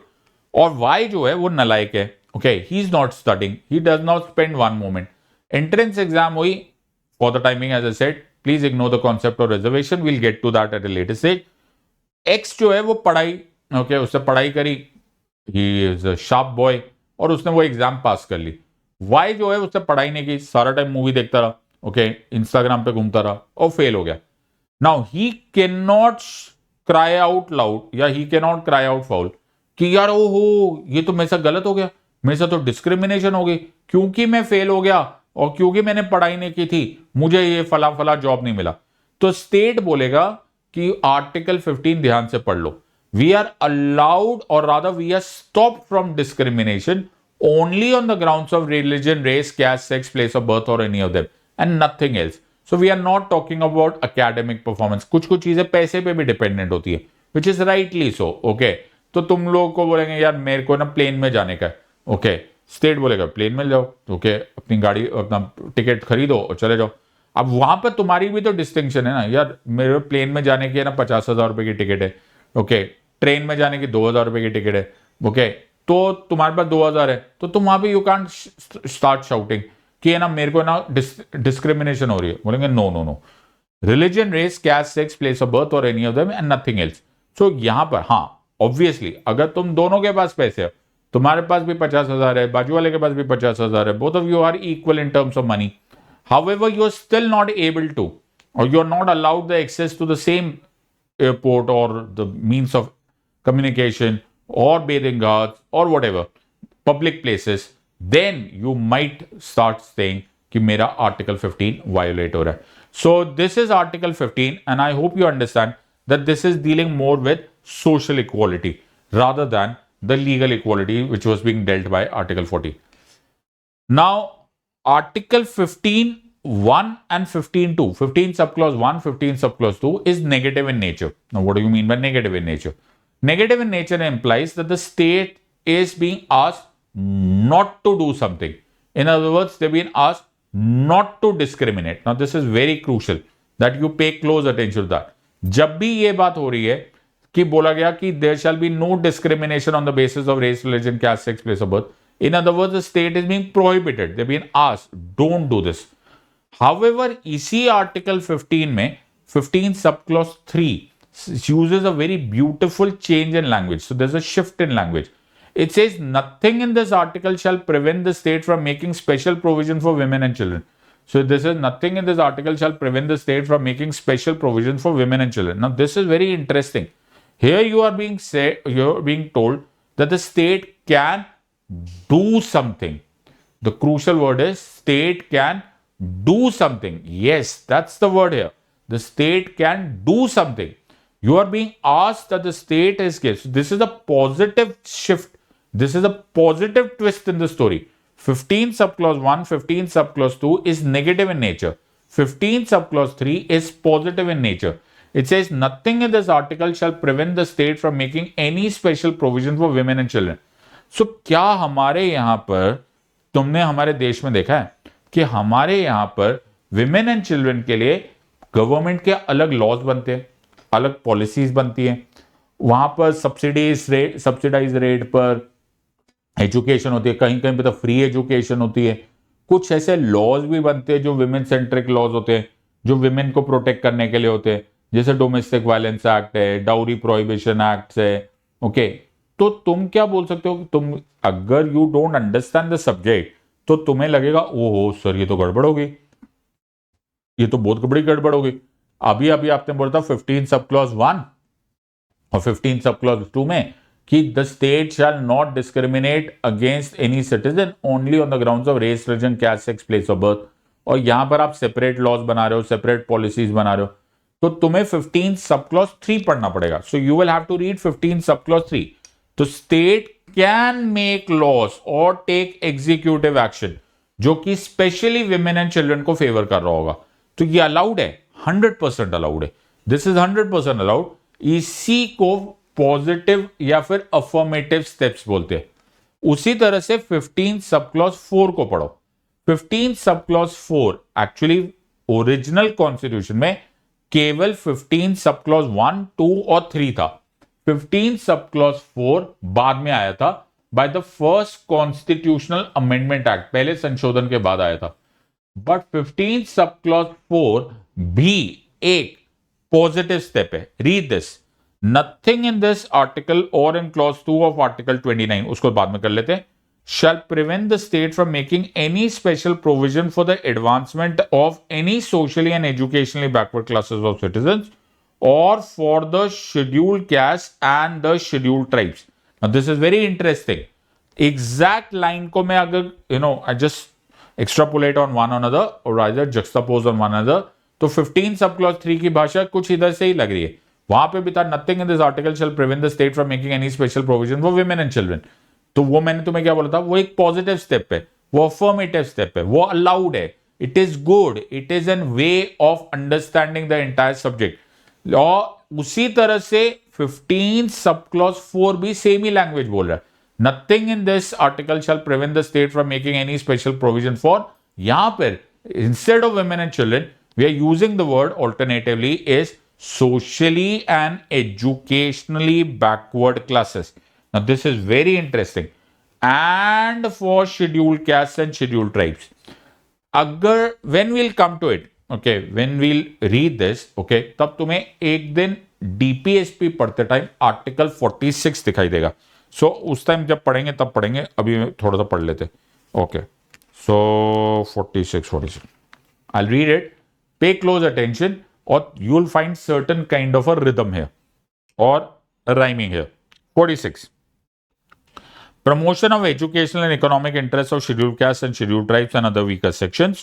The state shall promote with special care the educational and economic interests of the weaker sections of the people and in particular of the scheduled castes and scheduled tribes. So now you notice कि ये काम constitution ने दिया हुआ था, article 46 ने DPSP the directive principles of state policy ने ये काम स्टेट को दिया हुआ है कि तुम जरूर मदद करो to the weaker sections of the society and specially to the scheduled caste and scheduled tribe. तो ये काम दिया हुआ है, this is the work, this is the, वो बोलते हैं ना कि ये जो काम कॉन्स्टिट्यूशन तुम्हें देगा, वो कॉन्स्टिट्यूशन तुम्हें देगा तो तुम्हें वो करना पड़ेगा ना। लेकिन इंटरेस्टिंगली सिचुएशन यहां पर ये थी, व्हाट इज द सिचुएशन यहां पर ये है कि अगर मैं 15 सब क्लॉज 1 2 पढ़ूं तो उसमें लिखा हुआ है कि religion, race, caste, sex, place of birth और एनी ऑफ देम, पर आप डिस्क्रिमिनेशन नहीं कर सकते, आप अलग व्यवहार नहीं कर सकते, करेक्ट। लेकिन यहां पर आपने 46 अभी अभी पढ़ा तो आपने बोला कि स्टेट को अलग स्पेशल ट्रीटमेंट करना चाहिए to improve the educational and economic interest of weaker sections of the society, specially scheduled caste and scheduled tribes. तो अब तो तुम दूर दूर से फंस गए। आई होप मैं तुम्हें समझा पा रहा हूं। एक जगह पर लिखा हुआ है कि तुम डिस्क्रिमिनेट नहीं कर सकते, तुम अलग ट्रीटमेंट नहीं कर सकते, only on the grounds of race, religion, caste, sex, place of birth और any other, correct. On the other hand यहां पर यह लिखा हुआ है कि तुम 46 बोलता है कि स्टेट, देखो तुम्हें एजुकेशनल एंड इकोनॉमिक वर्ड देखो उसमें लिखा है स्पेशल केयर, वर्ड देखना आर्टिकल 46 में। तो 46 मुझे बोल रहा है कि तुम स्पेशल केयर करो as state, okay, towards the weaker sections of the society and scheduled caste and scheduled tribes and protect them from all kinds of exploitation. 15 sub clause 1 and 2 बोल रहा है कि नो, तुम डिस्क्रिमिनेशन नहीं कर सकते। Now I am in a fix right, what am I supposed to do at this point? So when I am split on this, इसीलिए एक केस हुआ था which will get down to at a later stage, that is called as Champakam Dorairajan case.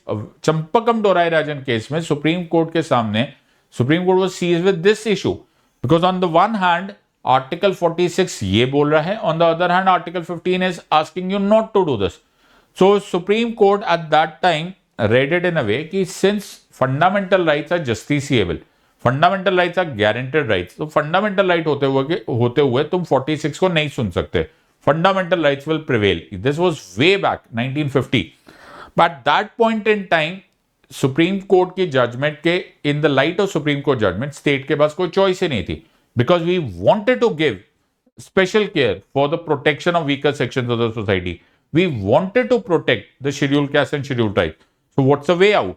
Is there a choice? The choice here is कि आपको amend करना पड़ेगा the constitution of India, you will have to amend the constitution of India. इसीलिए first constitutional amendment act of 1951 pass किया गया। Or first constitutional amendment act of 1951, if you read the paragraph which is at the lower part of the screen, तो उसमें लिखा है this means that state is allowed to make special provision for socially and educationally backward classes. तो state ऐसे काम कर सकता है, ऐसे लॉज बना सकता है, ऐसे एक्शंस पास कर सकता है। तो now you realise kind of reservation policy coming over here. तो अब तुम्हें समझ में आ गया, इसलिए I was kind of stopping you from not going into the territory of reservation while we were discussing of article 15 subclause 1 and 2, because this came at a later stage. However, it does not mean this came at a later stage, does not mean that this was not in our mind at earlier point in time. We always wanted this. However, there was a kind of confusion, if that's a good word, right, in terms of the conflict between article 46 and article 15 subclause 1, 2 and 3 or whatever, 15, 1 and 2 at least. But that was clarified, and that was clarified very early in the day by the first Constitutional Amendment Act 1958. तो तुम्हें कभी question आया कि reservation policy emerges from where? तो reservation policy emerges from article 15 sub clause 4 as well as 16 sub clause 4 which will come at a latest stage. तो ये हो गया 15 सब क्लॉज 4, ठीक है। तो मैंने ये तुम्हें चौथा पॉइंट बता दिया। Similarly, if we keep going on, okay, 15 sub clause 5 and 6, तो जब मैं रिजर्वेशन पॉलिसी करूंगा तो will get down to this part. So if you pay close attention, ये मैंने तुम्हारे लिए एक स्लाइड बना दी है। I don't know whether you can see this और नॉट, इफ नॉट मैं तुम्हें इसका पीडीएफ तो दे ही दूंगा, तो you will be able to see this. So ये थोड़ा इंटरेस्टिंग है। So look at the first 3 articles, 15 sub clause 1, 2 and 3। 15 sub clause 1, 2 and 3 में 15 सब क्लॉज 1 and 2 नेगेटिव है, 15 सब क्लॉज 3 पॉजिटिव है, और ये 3 ओरिजिनल कॉन्स्टिट्यूशन में ही थे। 15 सब क्लॉज 4 जिसमें schedule caste, schedule tribe, socially and educationally backward classes और citizens के लिए आया, वो फर्स्ट कॉन्स्टिट्यूशनल अमेंडमेंट एक्ट 1951 से आया। फिर 15 सब क्लॉज 5 जिसमें यह बात बोली गई थी कि हम लोग admission to educational institutions including private educational institutions reservation कर सकते हैं, वो 93rd कॉन्स्टिट्यूशनल अमेंडमेंट एक्ट 2005 से आया। और 15 सब क्लॉज 6 जो था वो बड़ा फेमस है, which is nowadays being discuss quite a bit. Which is related to economically weaker sections. So economically weaker sections के लिए भी आप रिजर्वेशन कर सकते हैं, आप स्पेशल प्रोविजंस कर सकते हैं। इज कमिंग बाय द और did enter our constitution by the 103rd constitutional amendment act of 2019। सो ये ना एक बार लिस्ट बना लेना, कभी कभी डायरेक्ट क्वेश्चंस आ जाते हैं कि ये कौन सा प्रोविजन कहां से आया and so on and so forth. So 103rd constitutional amendment act 2019 is the one जो 15 सब क्लॉज 6 को लेकर आया, और ये 15 sub clause 6 is the one which is dealing with economically weaker sections of the society. So, अगर अब मैं तुमसे ये क्वेश्चन पूछूं कि ये लॉज बनाए जा सकते हैं, राइट? सो इसको कमेंट सेक्शन में डालना कि क्या ये लॉज बनाए जा सकते हैं। क्या आप बोल सकते हो कि डाउरी प्रोहिबिशन एक्ट से रिलेटेड स्पेशल लॉज बनाए जा सकते हैं, राइट? क्या तुम ये बात बोल सकते हो डोमेस्टिक वायलेंस एक्ट से रिलेटेड लॉज बनाए जा सकते हैं? तो a very smart answer to this is कि हाँ सर ये बनाए जा सकते हैं। It is coming from nothing in this article shall prevent the state from making any special provision for women and children. In the sense ये article 15 sub clause 3 एक positive step है, and yes you can make such laws, you are allowed to make such laws. तो क्यों ऐसा हो रहा है? Because इन स्टेप्स को पॉजिटिव स्टेप्स बोला जाता है, इन स्टेप्स को अफर्मेटिव स्टेप्स बोला जाता है। यू नो एक कॉन्सेप्ट होता है जो vulnerable portion of the society होती है, जो भी vulnerable sections of the society, जैसे बच्चे हैं, विमेन है, ये वल्नरेबल सेक्शन है। Please don't mistake this as कि ये किसी वजह से है, right, in terms of biology. No, ये सोसाइटी ने कुछ ऐसा किया जिसकी वजह से ये वल्नरेबल हो गए। लेकिन क्या इस सेक्शन ऑफ द सोसाइटी को, ओके, जो वल्नरेबल सेक्शन है, उनको आजादी से, उनको प्रोटेक्ट करना, उनको सेम लेवल पे लाना जरूरी है या नहीं जरूरी है? सर्टेनली जरूरी है, इसलिए उसको पॉजिटिव अफर्मेटिव स्टेप्स बोलते हैं। इसीलिए आपने सुप्रीम कोर्ट की कई सारी जजमेंट्स देखी होगी। So this is one of the judgments which is popularly called as the NALSA case, national legal service authority versus union of India, 2014 का केस था।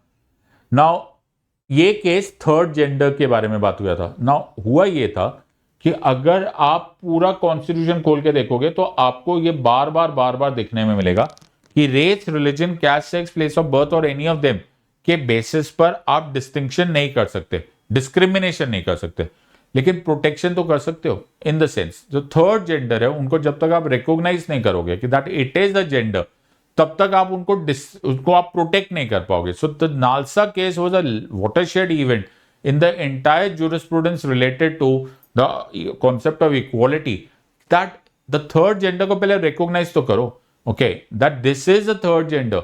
If this is a third gender, then only then you will be able to protect it. So this is a very interesting case. Nalsa case actually opened the gates of several such cases, and this is how you have to understand.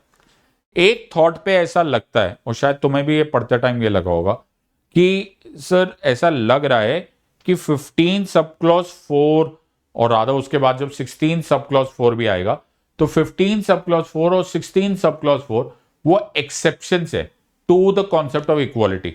No, and before I answer that question I should actually try and convince you on the basis of कि मैं तुम्हें ये समझा क्या रहा हूं। So have a look at this picture and then and only then you will understand something. So there are two portions and there are two words. One is called as equality or the other one is called as equity. Have a look at this picture. मैं तुम्हें 30 seconds दे रहा हूं. Just keep looking. Now this is the ground for those who cannot make out what is happening. So मान के चलो ये एक match चल रहा है, okay? और ये स्टेडियम है, ये स्टेडियम की एक वॉल है. So this is a wall across which there is a match going on, right? And there are three people who intend to watch this match. एक ये person है who's a full grown man. ये एक बच्ची है, okay, who is उतनी height नहीं है कि वो उसको वो मैन की हाइट के बराबर हो जाए, लेकिन वो फिर भी किसी तरह से मुश्किल से देख पा रही है, okay, हार्डली सो. और ये एक बच्चा है, okay, जो अकॉर्डिंग टू दिस पिक्चर वो व्हील चेयर पे. Now answer this in the comment section कि इसमें से और हर एक जो है, okay, probably this not coming out so well in the picture, हर एक एक फुट के स्टूल पे खड़ा हुआ है. So this is an 1 foot का block of wood, okay, 1 foot का यहां पर ब्लॉक है, right. Now try and understand this one. So now the situation here is कि 1 फुट का सपोर्ट यहां पर भी है, ये बच्चे को भी 1 फुट ही सपोर्ट है, इसको बच्ची को भी 1 फुट है, इस मैन को भी 1 ही फुट है। लेकिन क्या इससे सब लोगों को मैच देखने का मौका मिल रहा है? भाई ये तो बिना उस फुट के ऊपर भी 1 फुट पे ना खड़े होके भी यहां पे खड़ा हो जाता, आराम से देख लेता। तो इसके लिए तो ये वेस्ट है, ये एक्स्ट्रा है। मेरी बात समझ में आ रही है? सो ये जो है, ये इक्वल ट्रीटमेंट होने के बावजूद ये मैन वॉच मैच देख पा रहा है, ये बच्ची हार्डली देख पा रही है, और ये बच्चे के सामने तो दीवार है। इसको न्याय नहीं बोल सकते, ये जस्टिस नहीं है, बिकॉज आपने अपने अनुसार इक्वल ट्रीटमेंट कर दी। लेकिन जिसको डिसएडवांटेज है, जो पहले से डिसएडवांटेजियस कंडीशन में, जो पहले से नुकसान की स्थिति में, उसको बराबरी का पहुंचने का मौका नहीं मिल रहा।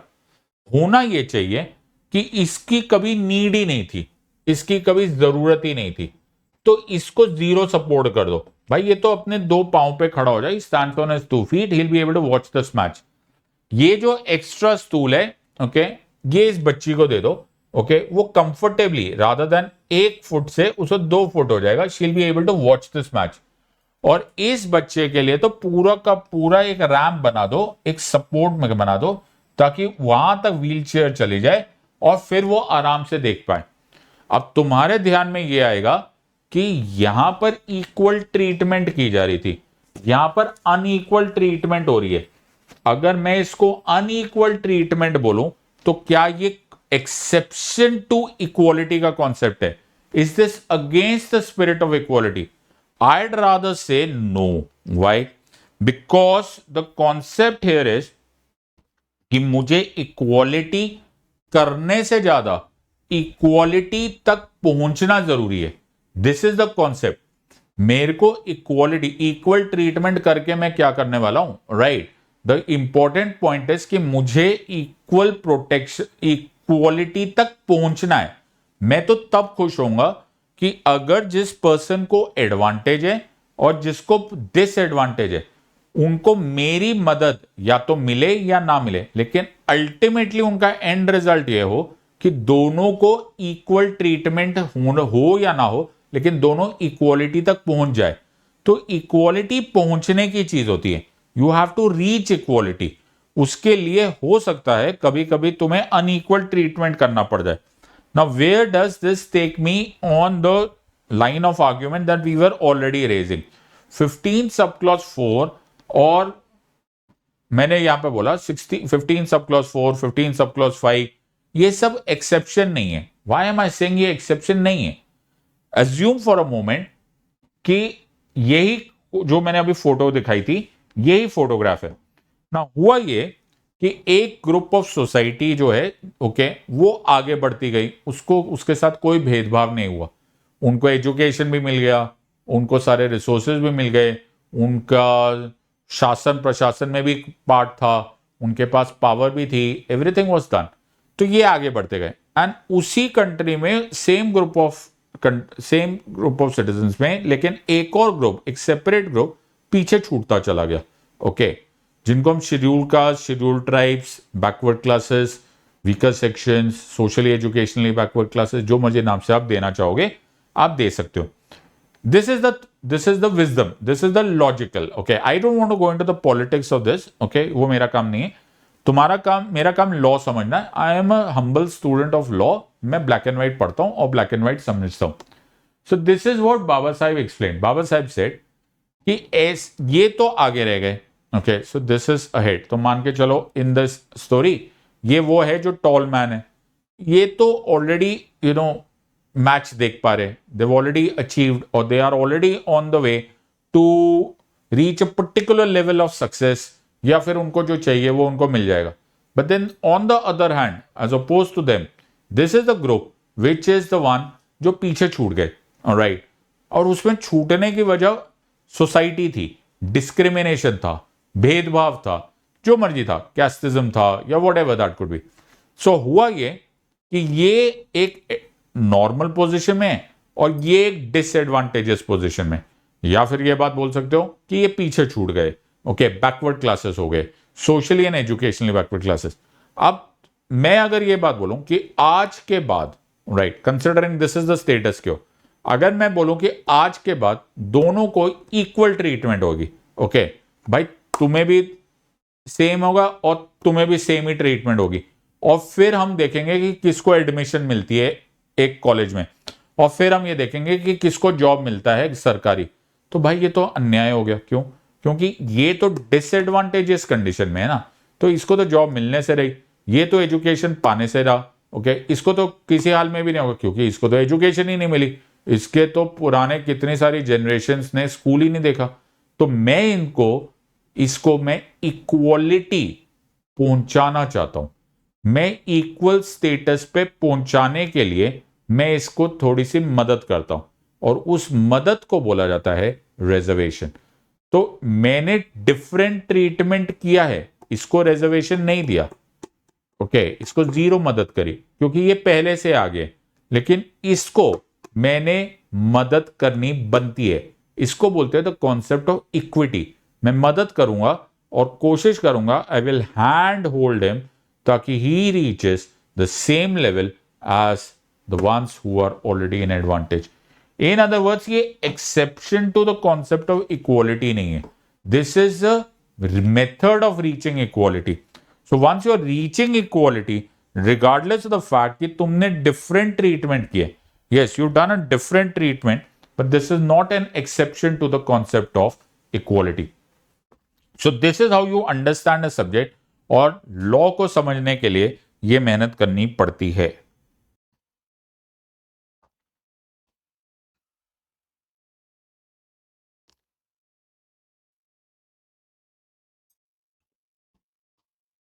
तो बिफोर वी गो हेड, और आज क्योंकि we were far more involved in conceptual things rather than memorization, okay, मैं चाहता हूं कि it will do you a world of good if you are able to revise and you have to understand. So try and attempt a few answers. पहले मैं तुम्हारे सामने एक question देखता हूं कि equality before law, is it a negative concept or is it a positive concept? Quickly इसको answer दो in the comment section कि जो इक्वालिटी बिफोर लॉ है, is it a negative concept और is it a positive concept? You will also, I be happy अगर तुम इसको answer दोगे, तो I give you exact 60 seconds. अगर तुम इसका ये भी आंसर मुझे दे पाओ कि जो इक्वालिटी बिफोर लॉ नेगेटिव और पॉजिटिव मैंने पूछा है, इसका मतलब क्या है, कि what is a negative concept and what is a positive concept? You have 60 seconds to answer. फटाफट कमेंट सेक्शन में आंसर दो।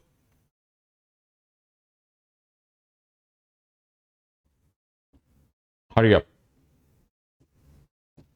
नेगेटिव और पॉजिटिव का मतलब क्या है, और नेगेटिव और पॉजिटिव कॉन्सेप्ट में इक्वालिटी बिफोर लॉ नेगेटिव है कि पॉजिटिव है? So just for the sake of arguments, right, और अदर रिविजन, तुम इसको ऐसे डिवाइड करके रख लो। तो इधर लिख लो इक्वालिटी बिफोर लॉ, इधर लिख लो equal protection of the law. Equality before the law एक नेगेटिव कॉन्सेप्ट है, equal protection of the laws एक पॉजिटिव कॉन्सेप्ट है। इक्वालिटी बिफोर द लॉ एक इंग्लिश कॉमन लॉ से इमर्ज किया है,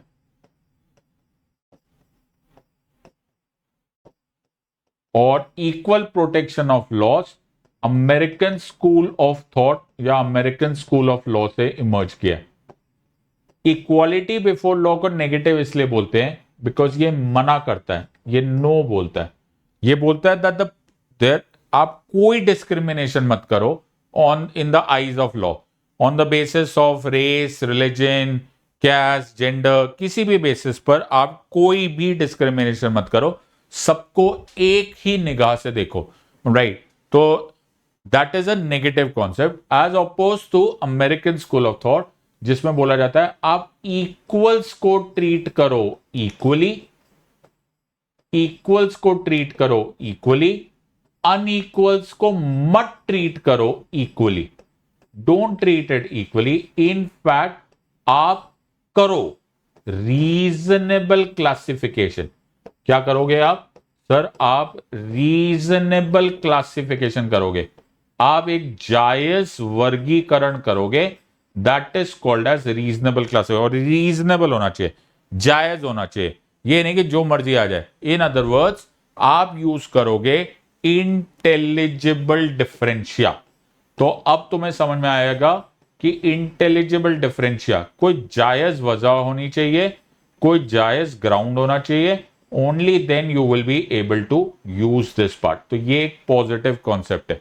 अब आंसर तुम्हारे सामने है, तो अब तो तुम आंसर दे दोगे। Equal protection of the loss, ये नेगेटिव है कि पॉजिटिव है? अब तो आंसर गलत नहीं करोगे। हाँ, so equal protection of the loss is it negative और पॉजिटिव? फटाफट आंसर दो। सो ये नेगेटिव है, पॉजिटिव है? ओके, एक बार बॉक्स में देख लो, जो अभी अभी मैंने तुमको समझाया है उस कॉन्सेप्ट के अनुसार आंसर देना स्टार्ट करो। तो आंसर ऑब्वियसली इसका हो गया सर, ये पॉजिटिव कॉन्सेप्ट है, ये अमेरिकन स्कूल ऑफ थॉट से आया है, रीजनेबल क्लासिफिकेशन है और इंटेलिजिबल डिफरेंशियल यूज करना है। और अच्छा, तुम्हें ये भी क्वेश्चन आ सकता है कि इंडिया में ये दोनों यूज होते हैं? बोलना हाँ, इंडिया में दोनों यूज होते हैं। इट डिपेंड्स अपॉन द जज, जिसके पास केस जाता है, इट डिपेंड्स अपॉन द जज on a case to case basis. वो इस बात का फैसला करते हैं कि क्या हम लोगों ने इक्वालिटी बिफोर लॉ का कॉन्सेप्ट यूज करना चाहिए या फिर हमको इक्वल प्रोटेक्शन ऑफ लॉस का कॉन्सेप्ट यूज करना चाहिए। सो it is left upon the discretion of the जज। अब तुम्हें नेक्स्ट क्वेश्चन आएगा, is different treatment allowed under article 14? Answer क्या होगा? क्या हम डिफरेंट ट्रीटमेंट अलाउ करते हैं अंडर आर्टिकल 14? तो तुम्हारा आंसर आना चाहिए यस। क्यों? क्योंकि मैंने तुम्हें क्या बोला था, हर डिफरेंट ट्रीटमेंट को तुम ये नहीं बोल सकते कि वो डिस्क्रिमिनेशन है। तो शेड्यूल क्या है? Schedule tribes prevention of atrocities act या जुवेनाइल जस्टिस एक्ट या डाउरी प्रोहिबिशन एक्ट या फिर डोमेस्टिक वायलेंस एक्ट, वो डिफरेंट ट्रीटमेंट है, बट डज नॉट मीन कि वो गलत है, वो अलाउड है। It is allowed, certainly allowed. Let's look at the next question, is different treatment allowed under article 15? Answer दो। Is different treatment allowed under article 15? तो तुम्हारे पास 60 सेकेंड है, फटाफट आंसर दो, सोच समझ के आंसर दो। 15 के अंदर डिफरेंट ट्रीटमेंट अलाउड है या नहीं अलाउड है? सर, डिफरेंट ट्रीटमेंट आर्टिकल 15 के अंतर्गत भी अलाउड है। हमने बहुत सारे ऐसे प्रोविजंस इनफैक्ट ऐड कर दिए, हमारे पास आर्टिकल्स आ चुके हैं। 15 सब क्लॉज 4 आ चुका है, जिसमें socially and educationally backward classes के लिए हुआ। 15 सब क्लॉज 5 आ चुका है, जो कि for schedule caste and schedule tribe. 15 sub clause 6 आ गया है, which is related to the economically weaker sections. तो डिफरेंट ट्रीटमेंट तो कर रहे हो ना? हाँ, पर डिफरेंट ट्रीटमेंट अलाउड है, ऑब्वियसली अलाउड है, बिकॉज ये इक्विटी का मामला है, इक्वालिटी है। सो एक last question, what are the grounds mentioned under article 15 on the basis of which no discrimination can be done? कौन से ऐसे ग्राउंड्स है अंडर आर्टिकल 15 जो बोले कि इनके ऊपर भेदभाव करने मना है? तो कौन से ऐसे ग्राउंड्स है? मेरे ख्याल से तुमको ये मैं याद करा चुका हूं, लेकिन नहीं भी याद होगा तो अभी इस क्लास के बाद याद कर लेना। सर, वो ग्राउंड्स है रेस, वो ग्राउंड्स है रिलीजन, वो ग्राउंड्स है कैस्ट, वो ग्राउंड्स है सेक्स, वो ग्राउंड्स है प्लेस ऑफ बर्थ, और वो ग्राउंड्स है, और लास्ट में क्या बोलते हैं उसको, उसी को बोलते हैं और एनी ऑफ देम। तो race, religion, caste, sex, place of birth और एनी ऑफ देम, जब ये बात बोलते हैं तो ये पूरा का पूरा कॉन्सेप्ट खत्म हो जाता है आर्टिकल 15 का। तो मुझे उम्मीद है मैंने तुमको 14 और 15 इतना इंटेंसली पढ़ा दिया, ओके, कि you will have much food for thought to think about it. And इस तरह से जब आप पॉलिटी पढ़ते हो, कॉन्सेप्चुअली आप समझते हो, तो ये आपको बहुत दूर ले जाएगा। You will have no problem in understanding the advance levels. तो इसको पढ़ो, ओके, और समझने की कोशिश करो। मुझे उम्मीद है कि तुम्हें ये सब समझ में आने लग गया है। कमेंट सेक्शंस में आंसर्स लिखो, अगर तुम बाद में देख रहे हो ताकि तुमको ये रिवाइज होने में आसानी हो जाए। आई hope you have enjoyed this. In the words of an academy, let's crack it. Until next time, God bless, thank you and जय हिंद।